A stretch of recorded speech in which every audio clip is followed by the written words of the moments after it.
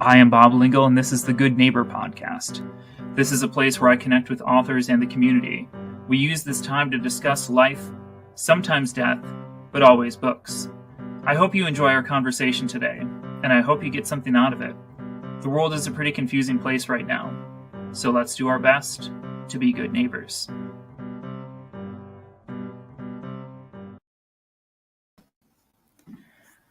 Hello, everyone. Thanks for joining us tonight. Our guest tonight has been involved in the fight against censorship for 35 years.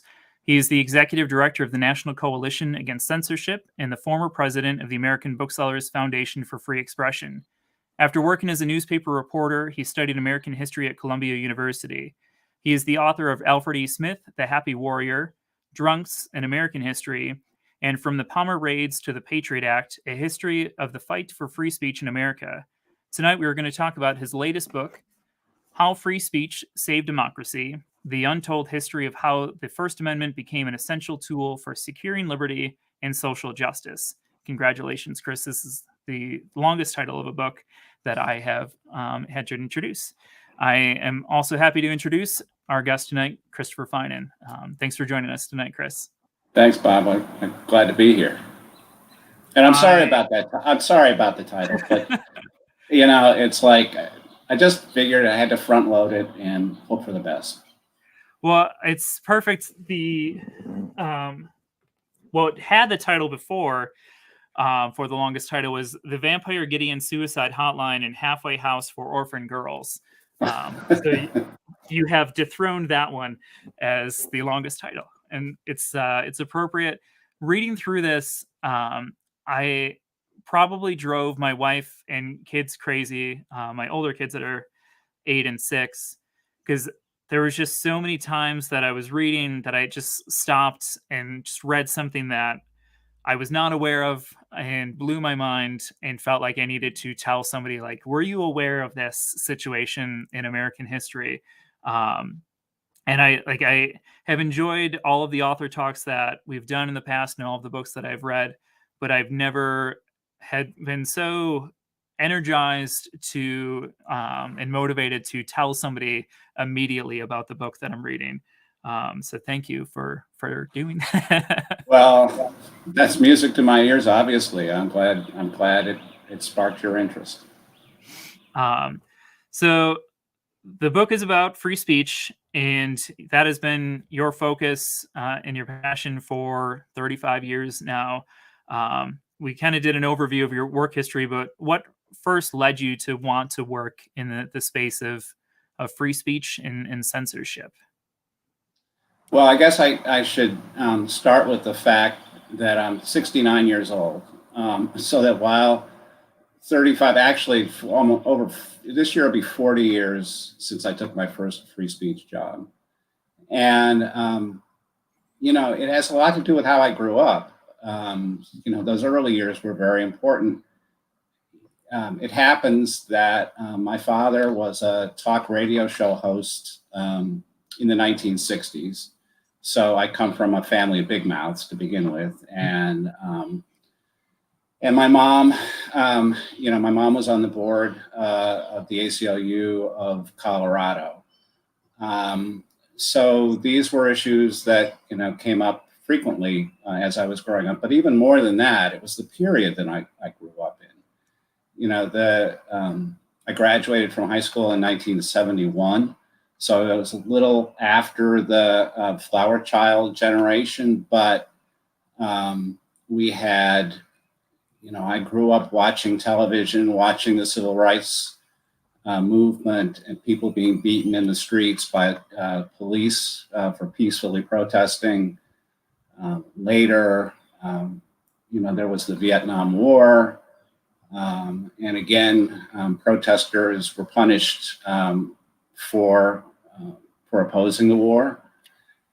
There was a lot of censorship of the arts in the 60s, a big battle over obscenity, which may be reemerging again. There were the Pentagon Papers. You know, I grew up wanting to be a part of, you know, that fight. And specifically, by the time I got to college, I wanted to be, Carl Bernstein, or Bob Woodward. I wanted to be a journalist. I wanted to be uncovering government abuse, and then, and that's really only a sample of the protests from the 60s and the 70s. That it was the women's movement. There was the gay rights movement. It was, everybody was fighting repression, and I wanted to be part of it. So I tried journalism for a while, and I worked for a small paper outside of Cleveland for a couple of years. And then I decided that I would go to graduate school for a year. I ended up staying for a PhD because I loved reading about history. And then when I got out, I wasn't really cut out to be a teacher. And I saw a small ad in the New York Times for a part-time coordinator of a free speech group, small free speech group, and it started then. And I've happily been involved in the fight ever since. And you, one of your more recent books, or one of your past books, is about the Patriot Act and free speech. What prompted you now to do more of a full scope history on the topic of free speech? Well, I thought the book that book was really about the many important developments in protecting free speech that began with World War I, and it's a very dramatic story in its own right. But I wanted to go all the way back and really put free speech in context, because we all grow up in this country believing that we have the First Amendment, so we've always had free speech. The truth is quite the opposite. There was at least a century of extreme suppression of radical ideas, even liberal ideas. And the only way for movements for rights, workers' rights, women's rights, an end to slavery was to go against the grain of American society and take the consequences, which were often violent and landed you either a punch in the face or in jail, or so that I thought it was really important to tell that preliminary story for people to really understand what it was like before we understood why free speech is so important, and why it's so important to protect it. That is a really good point, and I think that's why, because of the time period that we're in now, I got so excited when I was reading this book, because I think that anyone who is involved with libraries and school boards, what is going on with Virginia right now, where it's up to the state legislator and waiting on the ruling of a judge to determine if 2 books are going to be banned or extremely limited, not just in public, not just in libraries and schools, but by private booksellers and independent bookstores. And I think it's very important to understand the history that is going into this. You had kind of begun the book with the Sedition Act of 1798, and that was the first moment where I have talked to so many people of like, I feel like I was aware of this, but if you can kind of give an overview of what that was and the early impact of that on free speech. Yeah, I think it really strongly demonstrates how undeveloped and primitive the concept of free speech was at the time, because the First Amendment was adopted in 1791, and only 8 years later, men who had actually, been part of the approval of the Constitution and the Bill of Rights, understood so little about what they had done that they actively suppressed efforts to criticize the Adams administration over its conduct toward a potential war with France, and it was it was a brutal suppression of speech. It was an attack on editors, more than 100 editors and others, for merely criticizing the government. And if that's not basic purpose of free speech, nothing is. But Benjamin Franklin actually said, we had no idea what we were. I mean, they knew as a theoretical concept, but they didn't really understand how it would work, how it would actually work in real life.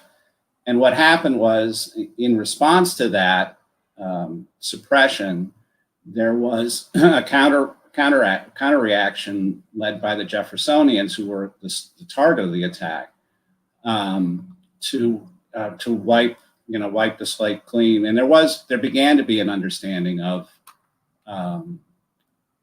the danger that government could pose to free speech, even in America.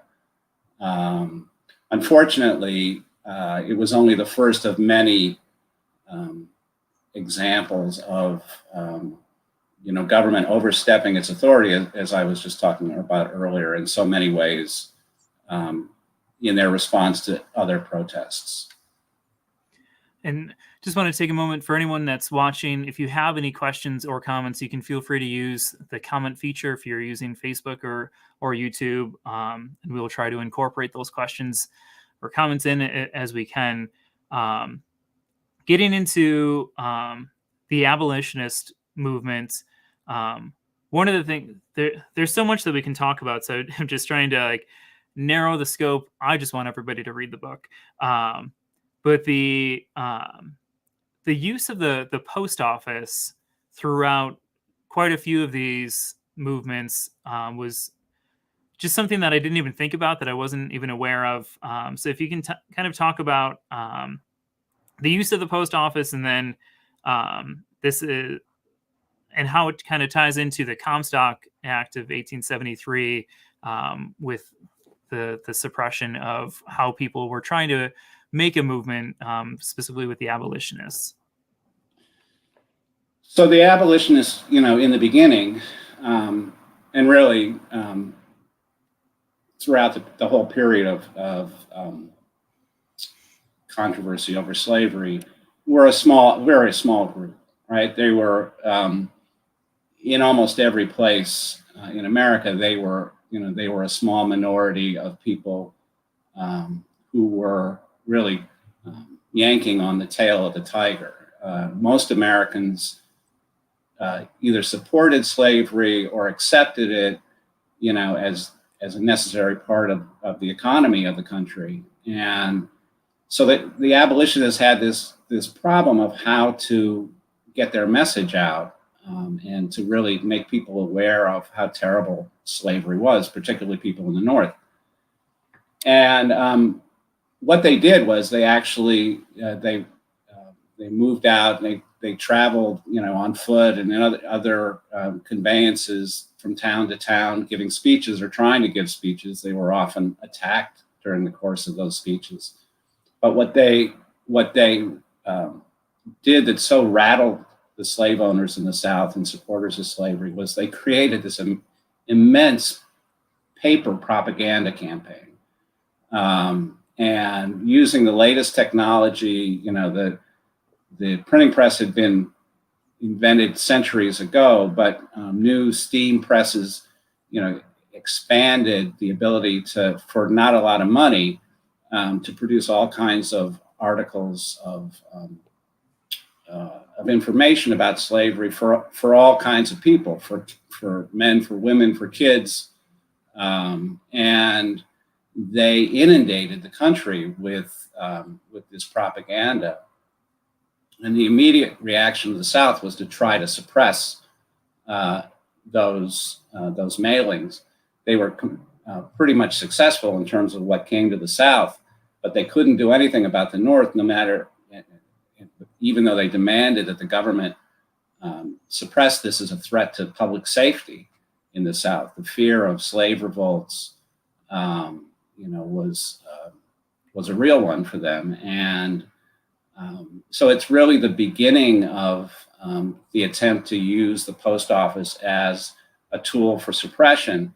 After the war, when slavery, had been abolished, a guy by the name of Anthony Comstock realized the power of the post office to suppress ideas that he disapproved of, and he persuaded Congress to enact the first federal censorship bill, which became called the Comstock Act, and gave government the power to ban so-called obscenity from the mail. And there was obscenity. There was actually explicit material in the 1870s and 1880s, but it went far beyond that and was used as a tool to suppress any information about contraception and to, in general, to enforce a very puritanical view of sex on the country. And any radicals, and there were radical advocates of sexual equality who crossed paths with Comstock, ended up in jail. So the post office has been central to the free speech fight right up into the 20th century, when postal inspectors seized Ulysses, and the trial of Ulysses took place and was finally held to be not obscene. But that was the 1930s. Mm-hmm. Emily, who is actually a bookseller that's involved in the fight in Virginia, she has a petition that's going on right now. If you had, depending on what you're watching this on, I have a link to that petition in our link tree if you're on our Instagram page. But if you wanted to share a link to that petition, please do so. I think, Chris, you answered a bit of her question of, she's curious how tactics were used to fight censorship before the digital age, any strategies that have died out. I feel like the post office has kind of lost prevalence in the way people use it. I want to talk more about the social media and internet a little bit later. One thing I wanted to highlight, because I was moved by the story of Elijah Lovejoy. If you can talk about what happened with him during the abolitionist movement. So Elijah Lovejoy was the first free speech martyr in the United States, but not the last. He started out as an editor of a religious paper. He wasn't particularly interested in slavery, but he began to speak out against it, and was forced to leave his original home and to move to Illinois, Southern Illinois, where he hoped he would have the freedom to write about these issues. But Southern Illinois had a lot of people from the South who were strongly supportive of slavery, and told him to either shut up or risk the consequences. And the consequences involved the destruction of 3 of his presses. Each time they were broken up, he would bring a new one in. And when he brought the 4th press in, he was determined to defend it, and a group of friends supported him, and a gun battle broke out, and Lovejoy was killed. They basically stepped over his body and walked into the warehouse where the press was kept, and destroyed it there and threw its parts into the Mississippi River. It was a national outrage, but it was still quite early. I mean, this was the 1830s, and the fight had to continue. And you had mentioned that the fight against slavery provided an entry into the political world to women for the women's movement, the suffragist movement. Can you kind of explain how those two became connected? Yeah, it it's a very moving story in its own right, because it took so much courage for the women who first began to speak up against slavery to do so. It was generally accepted that that was not a woman's place. The women weren't smart enough and they weren't strong enough. And it indeed was, it took a lot of courage for them to begin to speak first to women only, then to mixed audiences, and then eventually to stand up in state legislatures and denounce slavery. They became the army of people who helped carry petitions from house to house, petitioning the federal government to ban slavery in Washington, D.C., where there were still slave markets. And that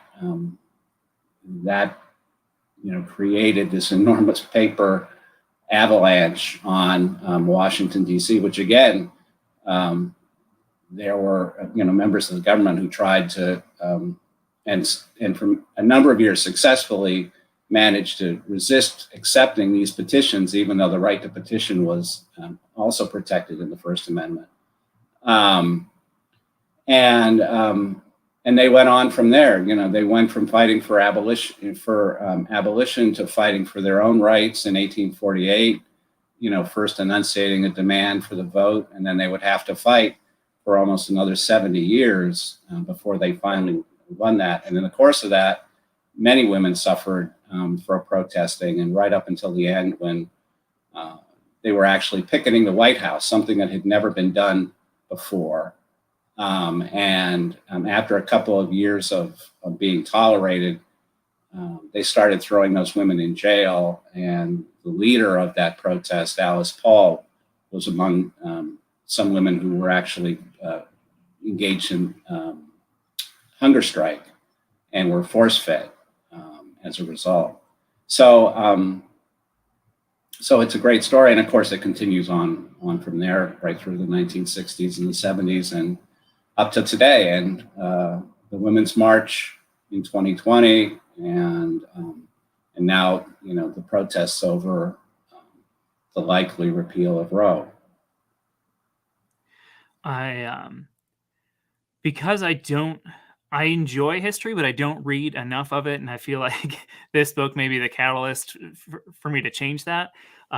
So I was so hesitant to talk to some people because I'm like, does everyone know this? Am I the only one that's not aware of these things? But to read through this and read other books, to develop an understanding of history, you develop such an appreciation for where we are now as a country and the issues that we're facing, the struggle that women still have to be in a place of power in politics or otherwise, to be able to read through it in this of the early stages of when that shift happened, to see the progress, but also to see how far they still have to go. It's encouraging and frustrating at the same time. I want to talk a bit about the influence of war on free speech. You talked about it several times throughout the book, from World War II right through the Patriot Act. I don't know if you wanted to talk about a specific element of it or an overview of how war has historically created opportunities for the government to suppress free speech. Well, sure. I think it's very important. It's a very important subject because the greatest threats to free speech have always occurred during war.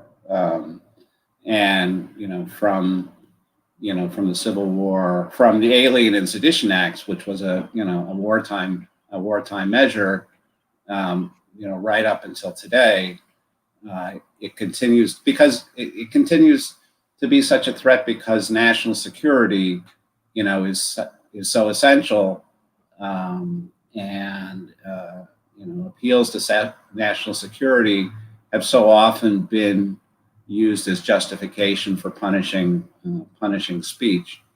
But it really came to a head during World War One, in response to America's entry into World War One. It was not a universally popular step, although Congress was united, but there were big constituencies in the country. There were German Americans, first and second generation German Americans, who weren't sympathetic. The Irish didn't want to see anything happen, didn't want any help extended to England in their fight against the Germans. The socialists thought it was a capitalist war.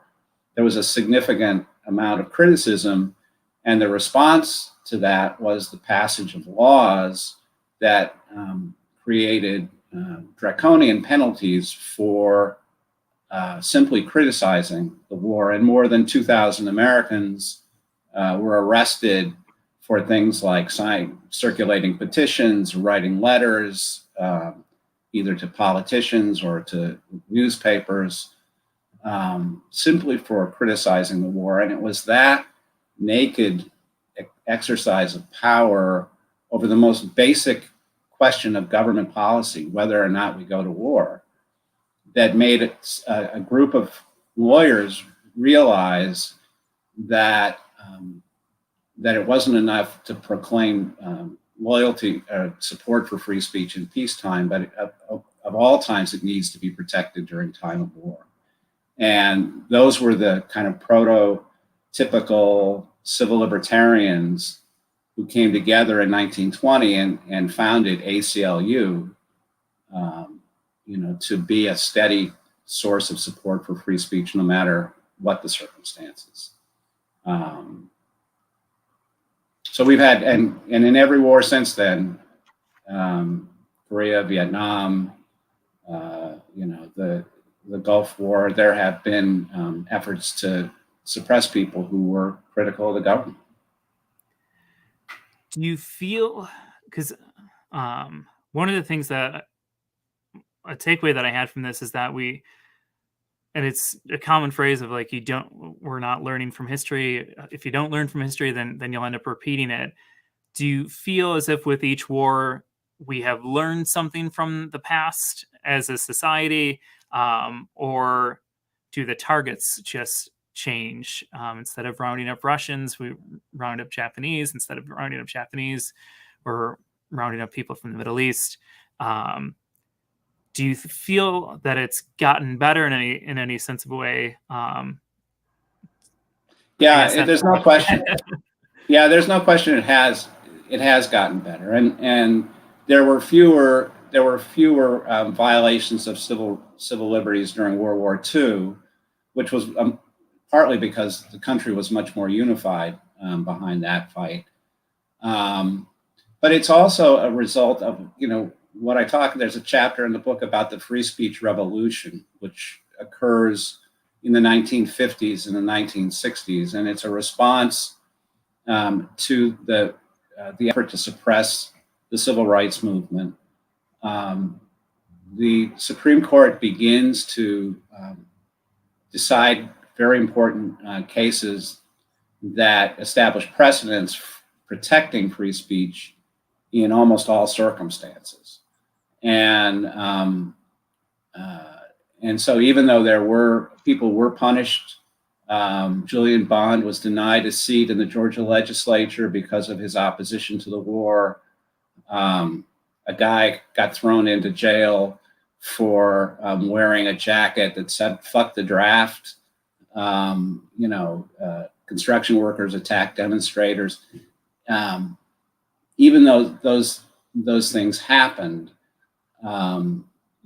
government, in any case, government, the Supreme Court protected those rights of protest when government was involved, and so we are far more protected. And when the Patriot Act was passed, and we felt like the Patriot Act overstepped in some regards that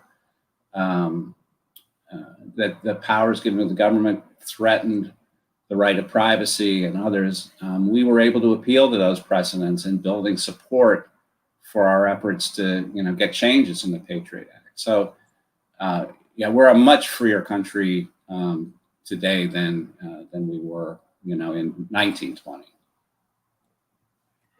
I'm going to be asking a couple questions that will try to either restore or just give me some optimism for our current state. So we're doing good so far. I'm putting a lot of weight on your shoulders for that. But as a bookseller, and then I sit on the board of our local library, would like to spend some time talking about what's going on with our current situation and the different aspects of it. I found it really interesting that librarians and booksellers have become such fighters now and have been for quite a while, but it wasn't always the case that librarians and booksellers were on the right side of censorship, where they used to sit on committees, and that it was Arthur Proctor at an American Bookseller Association conference that was the one to stand up and say that we need to just give people books and not be the censors of them. Can you talk a bit about before that change and how booksellers and librarians acted it as those gatekeepers? So before the 1920s, before Arthur Proctor got up and said we should give people the books they want, not the books we think they should have, there was a concept that the role of publishers and booksellers and librarians was to ennoble their patrons, to raise their level, to encourage their devotion to Christian values, and uphold a high culture. And what happened in the 1920s was a bunch of authors said, screw this, we're going to start writing about the world as it actually is. We're going to write about poverty. We're going to write about sex. We're going to write about the world in a realistic manner. And when they did that, it set off a tremendous censorship counterattack that kind of was symbolized by the fight in Boston against so-called obscenity, and the term "banned in Boston," was minted, and it was publishers, not all publishers, and it was booksellers and not all booksellers. It was a minority movement at first to support this idea that it isn't the job of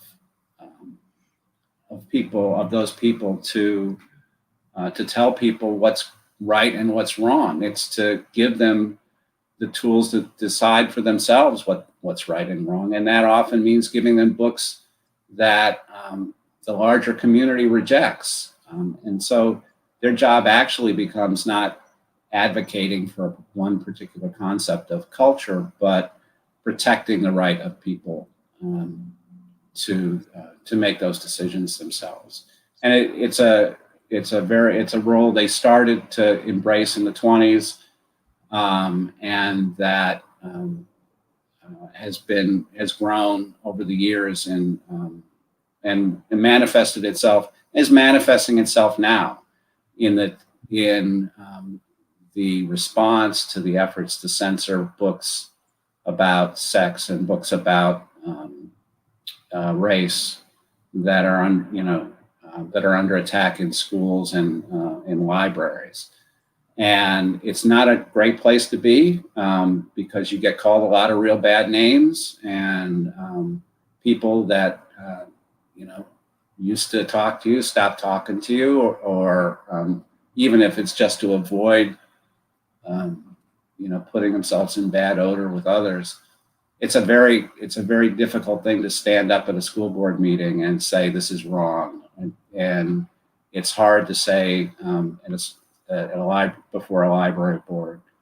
But it is what they're doing, and it is what gives me optimism. I actually believe, as bad as things are, we've seen this before. We saw it in the 80s. There was also a similar flood of challenges to books, and by pushing back against it, by founding in those years the Banned Books Week as a way of building public support for books, that we were able to withstand the tide and push it back. It'll happen again. It's just at this point we're a little back on our heels because the fight now is being pushed by politicians in a way that it never has been to date. Because you had referenced the schools and libraries with the state of Virginia. What's your thought on what's going on there, and would you have any advice for a bookseller that may be watching right now, and how to push back on the censorship that's going on now? Well, this attempt to have genderqueer declared obscene in Virginia is going to fail. There's no question that genderqueer is not obscene. Whether or not it should be in the schools or not, the fact is that many school districts have embraced the book, consider it of enormous value and of appeal to many of their students, have resisted, have perhaps withdrawn the book temporarily and put it back on their shelves. So this effort by politicians to do an end run around, what local people may decide and get a court to declare the books obscene. No book has been declared obscene in this country for 70 years. That's too far back. 50 years. 50 years. Not since Tropic of Cancer in the 1950s have there been courts that have ruled. And the Supreme Court took those cases and said, you're wrong. This book does not fit the definition of obscenity. States do have the right to ban obscene material, but they have to abide by a very narrow definition that the Supreme Court approved. And that means it has to overall be prurient material, and it has to lack serious value, literary, political, scientific value. It's a very tough test, and that's the reason why. So this is just political grandstanding in Virginia. Mm-hmm. But it has the impact. It could have the potential effect of chilling, making some schools, some librarians reluctant to exercise and support the rights of their readers, just because it's a frightening thing to stand up to, to the advocates of censorship, when they're at their height of their fury. And I'm going to ask your opinion, but your educated opinion. If it were to pass in Virginia, but then obviously get appealed with our current state of the Supreme Court, are you at all concerned that they would go along with the censorship of that particular book or any? I don't think so. You can't say with 100% because there hasn't been an obscenity, but in previous cases, involving even child pornography and efforts to, suppress child pornography by passing broad definitions of the term, conservative justices have joined with the liberals to push back because they recognize the danger of a chilling effect, and to make it very narrow for child pornography, it has to be actual depictions of minors involved in sexual conduct. And why is that? That's a criminal act that's being displayed, and the court has declared that the harm there is so clear that it justifies a further exception to First Amendment. The Justice Anthony Kennedy, the justice who wrote one of those decisions, is a libertarian, and I think we don't need to fear that right now, but there are also signs. Some of those justices will support things or have indicated they don't like the decision in Sullivan versus New York Times, which has established protections for the press that are so critical, and not just the press, but for all Americans. They'd like to narrow it. So, there will be conflict over these, but at this point, it's hard to see how they would so far recede from the precedents that they. But having said that, of course, that just raises the issue of how seriously do they take their precedents. And never say never, but I'm hopeful that the current precedents protecting free speech will stand. But in the interim, would you suggest that we continue to make noise about it? Oh yeah, I mean, I think the next step for all of us, in this fight is to speak up and be heard, and that's beginning to happen. The American Library Association has launched a national campaign called Unite Against Book Bans. The Texas Library Association has established a local coalition of groups to push back. We're working with other defenders in some of the most active states, Florida, to rally support, because the fact is that as the ALA showed in a recent poll, 70% of Americans are opposed to book bans. So what we have to do is we have to rally our supporters and make ourselves heard, and I think if we do, we will win in the end. The question is how long is that? Yeah. And that's an open question, but you have to fight. I mean, the lesson of my book, I think, is that if we don't fight for free speech, we won't have it. Mm-hmm. And you just can't assume that because it's in the Constitution that it's going to be there when you need it. You have to be able to fight the battles, that present themselves. You had referenced the ACLU and their push for defending free speech in all terms, up to and including the KKK. They came to the Ku Klux Klan's defense in terms of being allowed to disseminate their information, propaganda. On the note of defending free speech in all aspects, it's not the same because it's not, bookstores aren't government institutions, but I'm curious to see what your thoughts are, because there's it's been an internal conversation to a certain extent. It's gone out a little bit more publicly.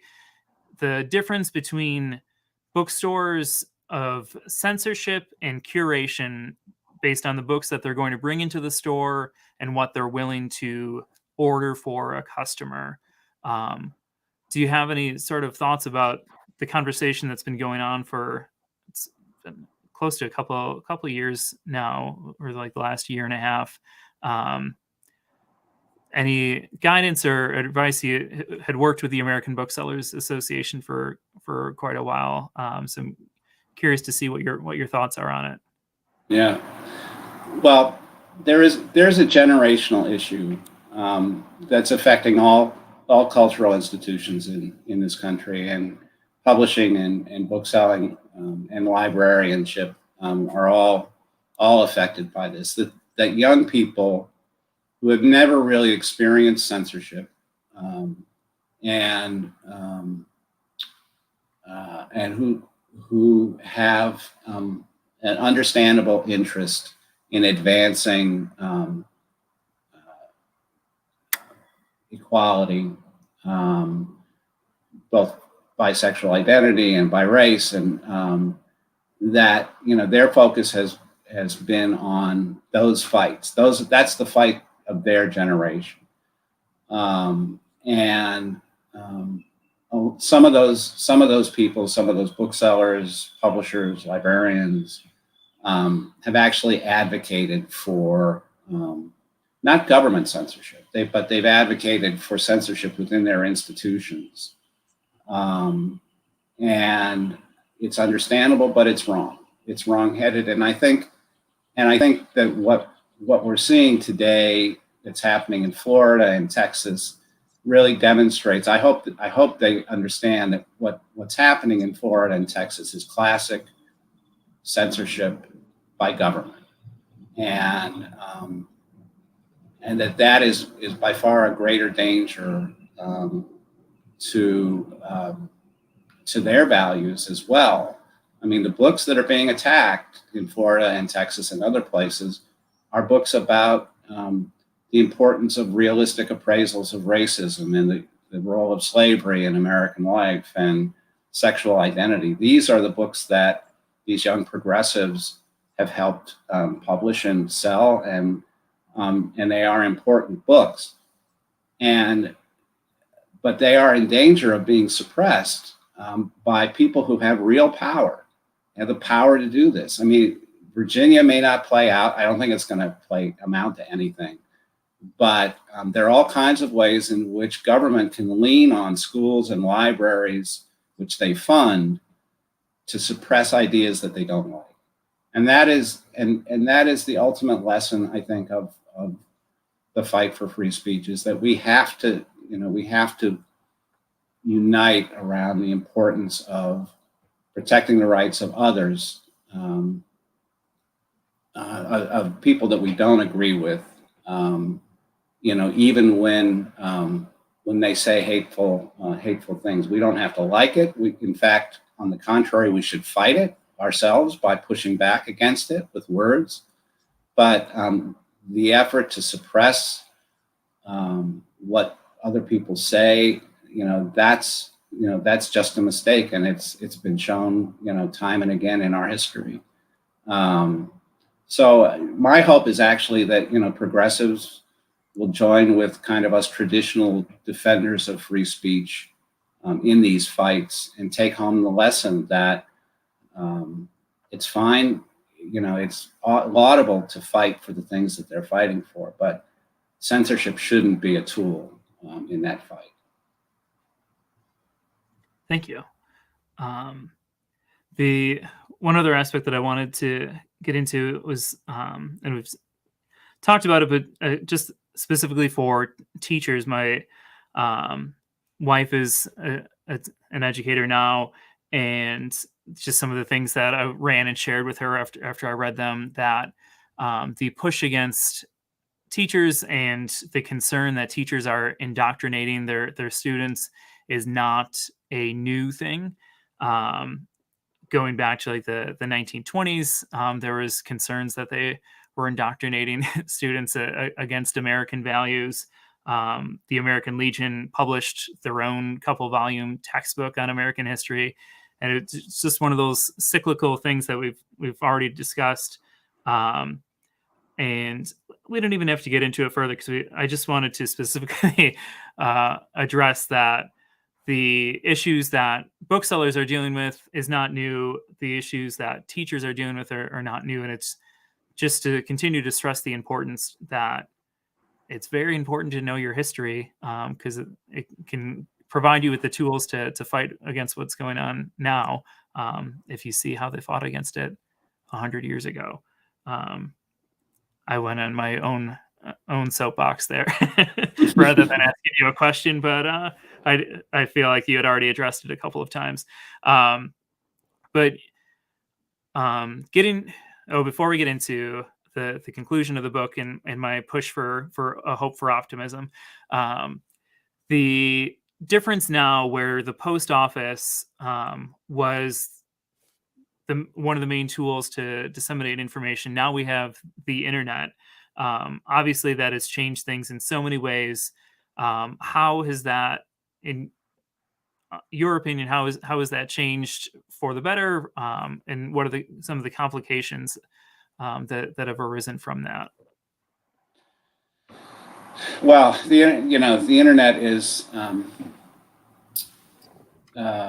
challenge created the internet created tremendous opportunity and tremendous challenges, and it was the opportunity for anyone to speak and find an audience. But it turns out that a lot of those people who want to speak and the audience that they found are people who believe falsehoods and people who are motivated by hate. And the question of how to deal with with misinformation and hate speech is a very critical problem. We were a little, the people who embraced, absolute free speech in the beginning were a little naive about the nature of the country and the power of the medium. And in the interim, over the years, the social media platforms had, most of the biggest ones had embraced the importance of content moderation, of not letting things,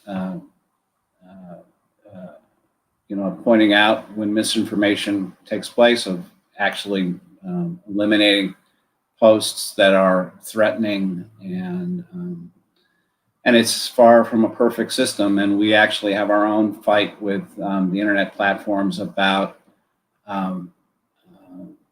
artistic nudity, their complete ban on all nudity, and which affects so much art. But it's an effort that I think has had some success and that needs to continue. Where we kind of draw the line is in believing that government censorship is not the way to address this problem, and and we currently are supporting an opposition to a Texas law introduced by conservative politicians that would force social media companies to would deny them the right to engage in content moderation. That's an exercise of government power, which we think goes far too far. That social media companies, like bookstores and bookstores, have First Amendment rights, and those need to be protected. But certainly, it's very painful to see, the things that to see hate speech, and but our fundamental belief is that the way to respond to hate speech is with more speech. This is the kind of the classic libertarian response to ideas that we don't like. You got to fight them, and we're entirely supportive of that. So it's a difficult problem. There's no doubt about it. There's one question from the viewer, Stephen Daniels. Do you believe there's a line between censorship and age appropriate? Yeah, we do. We don't think that every effort to every challenge to a book is necessarily mean-spirited or censorious. Our concern, though, is that age appropriateness is often used as a cover for an effort to simply suppress a particular type of content. But the great innovation of the 1980s that led to a significant reduction in censorship was the adoption of policies, formal review policies. Before those existed, it really fell to a principal or a school superintendent to make a decision about whether a challenged book should be removed or not. Now most school districts have policies that require the convening of a committee to decide whether the book is appropriate or not, and whether it's in the right grade. It's in the right grade or not. And if a committee composed of a librarian and a parent and sometimes a student or some kind of media resource officer, if they decide that a book should be reshelved, we we would not criticize that necessarily. We would not criticize that. That's a a policy that has been followed, and but a lot of this is being fought not in an effort to regrade material, but to remove it altogether, and that we are going to oppose. So you state in the conclusion of the book that the United States is far more democratic country today than it was 200 years ago. Do you feel that the ongoing tension that we just kind of feel and see through the news and social media each day is a product of that democracy of ideas, I guess? Yeah, it's democracy has never been anything but contentious, and it's for that very reason that we have to protect free speech, because it's that conflict that helps us decide where the country is going to go, how policies are going to be, what policies we're going to adopt, and what future we're going to have. It's painful. It involves a lot of protest and counter-protest, but in a democracy, how else do we determine truth? This was Oliver Wendell Holmes's point in 1919 when he gives his famous dissent. There isn't anybody that we can turn to who knows the truth and be trusted, to make decisions for us. We have to make these decisions ourselves, and that was his.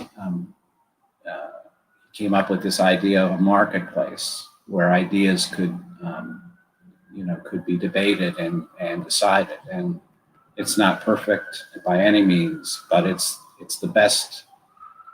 It's the best solution that anybody has come up with so far for how a democracy moves forward.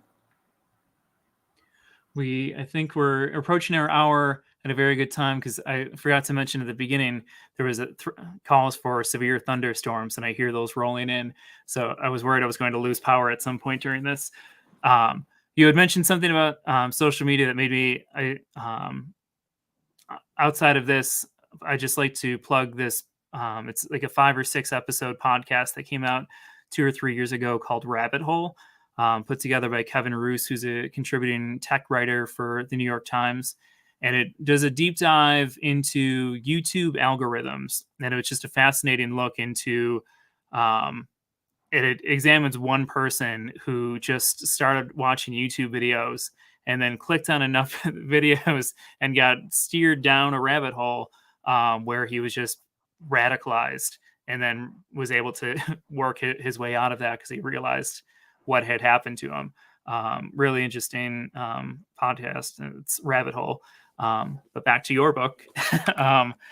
We have copies of the book in stock. How Free Speech Saved Democracy, The Untold History of How the First Amendment Became an Essential Tool for Securing Liberty and Social Justice. It's also available through our bookshop page.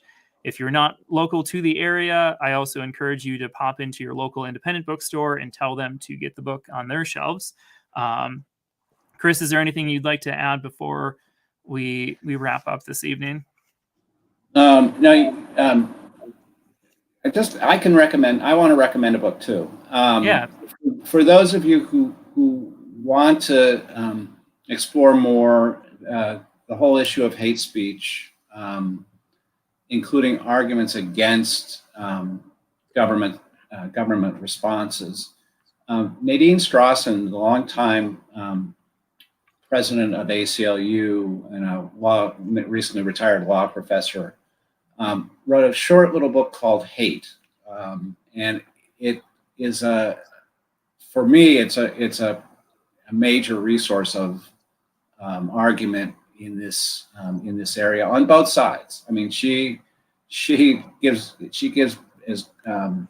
both sides their due, and And I think you get a fuller understanding of the libertarian point of view on social media from Nadine's book. So I heartily recommend. But buy mine first, please. Yes, absolutely. We may have an event come up in a couple of weeks. We're still working on the schedule for that. But the next event that we do have scheduled is another book from Steerforth Press called I Can Take It From Here by Lisa Forbes. We'll be talking with Lisa on Wednesday, June 29th at 7 p.m.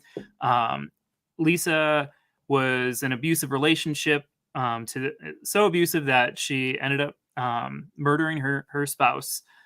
She went to prison for that. She did her time. She came out and entered into the world and realized the struggles that she was going to have because of having that on her resume, as it were.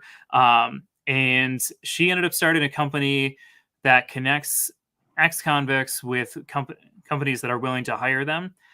So this book is her story of her relationship, her time in prison, and then overcoming the trauma of all of that to land on her feet and help those that have gone through a similar situation.